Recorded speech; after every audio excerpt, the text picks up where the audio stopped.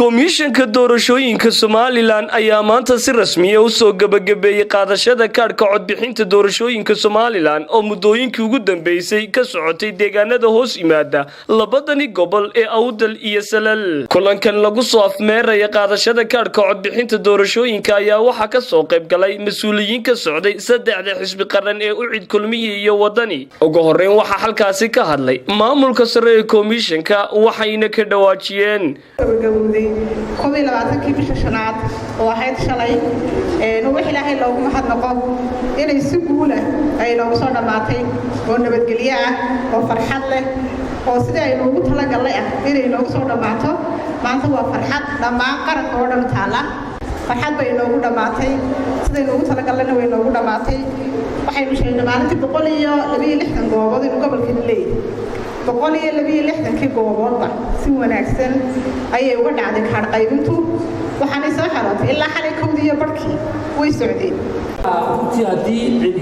يكون أمان لرهاي إلى شغلة سقم سلطنة واحد إسكالة أرضينا جامعة عمود واحد إسكالة أرضينا جامعة عمود ممكن نتعلم نحن وعفوا يا وسيلة كيس جدال ما لهم راشي وسيلة كيس جدال يقصون الربنا يقول هؤلاء من أما كان بدل كي كوار هنبض أما تي مدحوينها ورا هنبض أما تي قلها ديجان كهنبض أما تي ديوان قلت هنبض أما ما توقع قيمة تاي هنبض أنت أو سكرتي وحى أو كمشة كدورشوي أديك سنة وحى هيدرتني جامعة عمود ما نقول وين بالك افتمر وحقول هدي إلى هي وقران لها إن حرم يرى لها هي مجالك استا حرم كل عمود بوها الله قبل كلام حملنا وسيدي قبل كان يوقف صوتي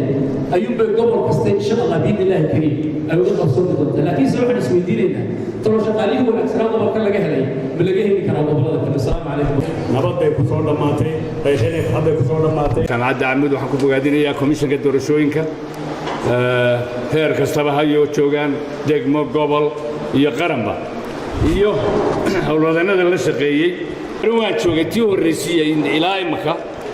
runtii waxaan oranayaa waa personal qiimeentayda commission ka wanaagsan dalka ma soo marin dad isku kalsoon oo iyagu sirtooda haysan sir ka baxayn wada tashiya afku wada hadlaya leedahay ma aayad qurey wada akhristeen gebigood baskoo afku ku wada hadlaya oo runtii aan khilaaf dhexdooda soo marin aad iyo aad ayay u ammaanay yihiin ardayda عمود iyo shaqaalaha kale la shaqeeyay waa ammaan yihiin dhankooga hadalka waxa iskaga kala dambeeyay mas'uuliyiin ka kala socotay saddexda xisbi qaran ee dalka oo kastaba ahaatee labadii waji ee qaadashada kaadhka codbixinta doorashooyinka ayaa la soo afmeeray maalintii shalay gebi ahaanba Jaamac Xuseen Jaamac Dode Somali Cable TV magaalada Boorama.